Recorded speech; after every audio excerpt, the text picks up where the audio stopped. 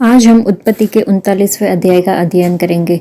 जब यूसुफ मिस्र में पहुंचाया गया तब पुतीफर नाम एक मिस्री जो फिरौन का हाकिम और जल्लादों का प्रधान था, उसने यूसुफ को इश्माएलियों के हाथ से जो उसे वहां ले गए थे मोल लिया। और यूसुफ अपने मिस्री स्वामी के घर में रहता था और यहोवा उसके संग था, सो वह भाग्यवान पुरुष हो गया। और यूसुफ के स्वामी ने देखा कि यहोवा उसके संग रहता है और जो काम वह करता है उसको यहोवा उसके हाथ से सफल कर देता है। तब उसकी अनुग्रह की दृष्टि उस पर हुई और वह उसकी सेवा टहल करने के लिए नियुक्त किया गया। फिर उसने उसको अपने घर का अधिकारी बना के अपना सब कुछ उसके हाथ में सौंप दिया। और जब से उसने उसको अपने घर का और अपनी सारी संपत्ति का अधिकारी बनाया, तब से यहोवा यूसुफ के कारण उस मिस्त्री के घर पर आशीष देने लगा। और क्या घर में क्या मैदान में उसका जो कुछ था सब पर यहोवा की आशीष होने लगी। सो उसने अपना सब कुछ यूसुफ के हाथ में यहाँ तक छोड़ दिया कि अपने खाने की रोटी को छोड़ वह अपनी संपत्ति का हाल कुछ न जानता था। और यूसुफ सुंदर और रूपवान था।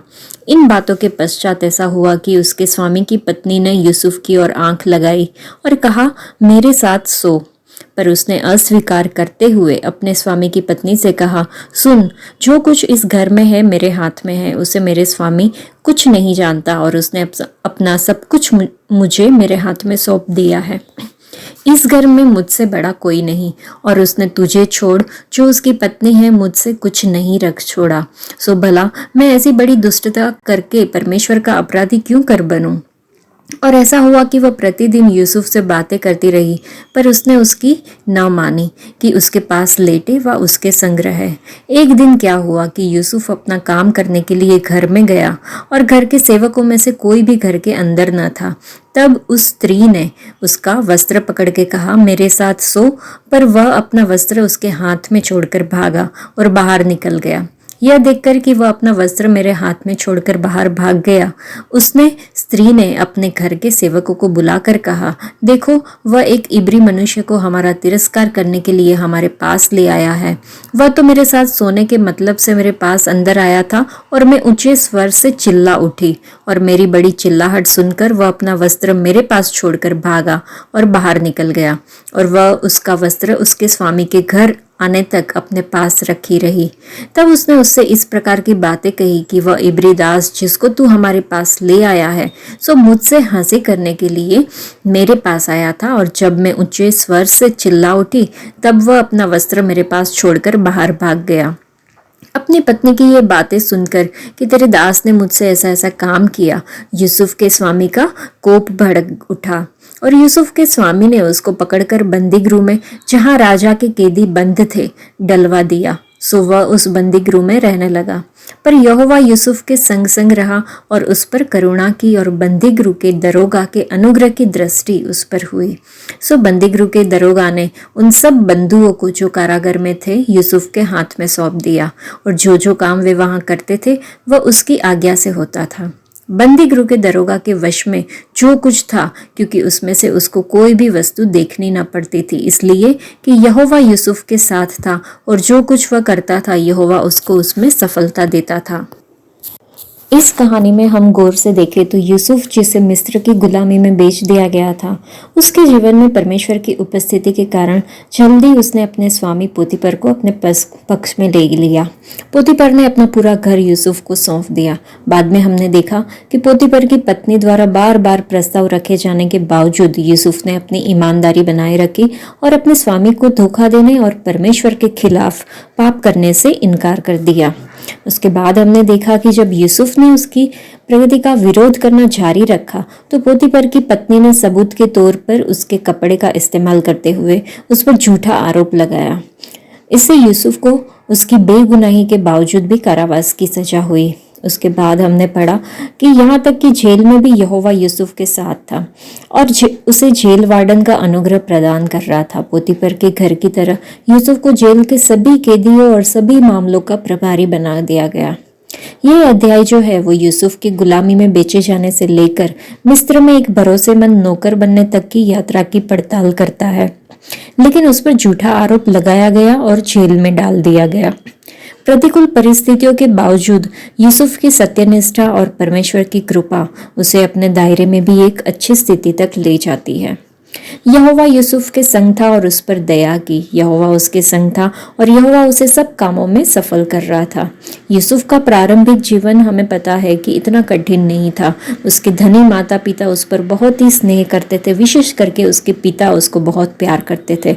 वह उन युवाओं में से एक था जो सोचता था कि उसके पास सब कुछ है, बुद्धिमत्ता, क्षमता, अच्छा रूप और सकारात्मक व्यक्तित्व भी। जो बात हम आसानी से इस कहानी से भूल सकते वो ये है कि जब जीवन कठिन हो गया तो यूसुफ पीछे नहीं हटा, ना ही वो उदास हुआ। उसके कुछ अनुभवों को याद करे। एक गड्ढे में फेंक दिया गया, गुलामी में बेच दिया गया, झूठे आरोप लगाए गए और कारावास हुआ। प्रलोभन का सफलतापूर्वक विरोध करने के बाद उस पर उसी पाप का झूठा आरोप लगाया गया जिसका उसने विरोध किया था, और बिना किसी मुकदमे के जेल में उसे डाल दिया गया। यहाँ पर न्याय के लिए कष्ट सहने की बात कही गई है। उन दिनों में जो जीवन था वो कठिन था। आज भी हमारा जीवन कठिन है, हमारा जीवन आसान नहीं है। हम एक कठिन समय का सामना कर रहे हैं। जब आप हर दिन आपके सामने आने वाली चुनौतियों पर विचार करते हैं तो यूसुफ के बारे में सोचें। गुलामी में, जेल में, हर जगह पे परमेश्वर प्रभु उसके साथ थे। यही हमारे जीवन की कुंजी है कि परमेश्वर हमारे साथ है। हमें सोचना होगा कि परमेश्वर हमारे साथ है कि नहीं। अगर नहीं तो हमें क्या करना चाहिए कि परमेश्वर जैसे यूसुफ के साथ रहे वैसे हमारे साथ भी रहे। हम कठिनाइयों का सामना करने के लिए अपनी ताकत कहाँ से पा सकते हैं? 3 चीज़ों पे हमें गौर करना चाहिए। प्रार्थना, ताकि हम एक दिव्य मार्गदर्शन पाकर परमेश्वर पर भरोसा कर सके। दूसरा, पवित्र बाइबल हमें उद्धार के लिए बुद्धिमान बनाने में सक्षम है। और तीसरा, बड़े लोग और ज़्यादा विश्वासु लोग जो कि परमेश्वर के प्रति वफादार है, उन लोगों की सलाह। तो जैसे यूसुफ के साथ हुआ, हर किसी को प्रलोभनों का सामना करना पड़ सकता है। वो चाहे शरीर का प्रलोभन हो, पैसे का हो, नाम का हो, प्रसिद्धि का हो, कुछ भी हो सकता है। कुछ लोग विजयी होकर उभरते हैं जबकि कई लोग बुरी तरह से असफल होते हैं। यूसुफ का जीवन हमें प्रलोभन पर काबू पाने के अद्भुत सबक को देता है। वह मिस्र में रहने वाला एक यहूदी युवक था जो अपने प्रियजनों से दूर था, लेकिन वो परमेश्वर से करीब था। जब ये घटना घटी तब वह अविवाहित था और लगभग 28 वर्ष का था। यूसुफ सुंदर और रूपवान था, और इसके बाद ऐसा हुआ कि उसके स्वामी की पत्नी ने यूसुफ को देखकर उसे कहा कि मेरे संग सो। तो यूसुफ ने जो है वहां पे कहा कि मैं परमेश्वर के प्रति कैसे पाप करूं। उसने वो परिस्थितियों या लोग के ऊपर दोष नहीं लगाया कि वो जो स्त्री थी वो ऐसी थी, या उसने मेरे साथ ऐसा किया, कि वो समय ऐसा था कि मेरे से हो गया। उसने कुछ भी ऐसा बहाना नहीं बनाया। यूसुफ ने पाप को पहचान लिया। वह जानता था कि पोतीपर की स्त्री के प्रति की जो इच्छा है वो बुरी और बहुत ही भयानक है। यूसुफ ने ऐसा व्यवहार किया कि उसने परमेश्वर को निराश नहीं किया। क्या हम सोचते हैं कि हमारे कोई भी व्यवहार से परमेश्वर खुश है कि नहीं? हमें ऐसी किसी भी परिस्थिति से बचना चाहिए जो हमें प्रलोभन की ओर और पाप की ओर लेके जाती है। उधर लिखा हुआ था कि यूसुफ बाहर चला गया, भाग गया वहां से। वो मनुष्य और प्रलोभन के स्थान से भाग गया। वो अपना कपड़ा लेने के लिए भी वापस नहीं आया। इस अध्याय हमें विपरीत परिस्थितियों में यूसुफ की उल्लेखनीय सत्यनिष्ठा की ओर गवाही देती है।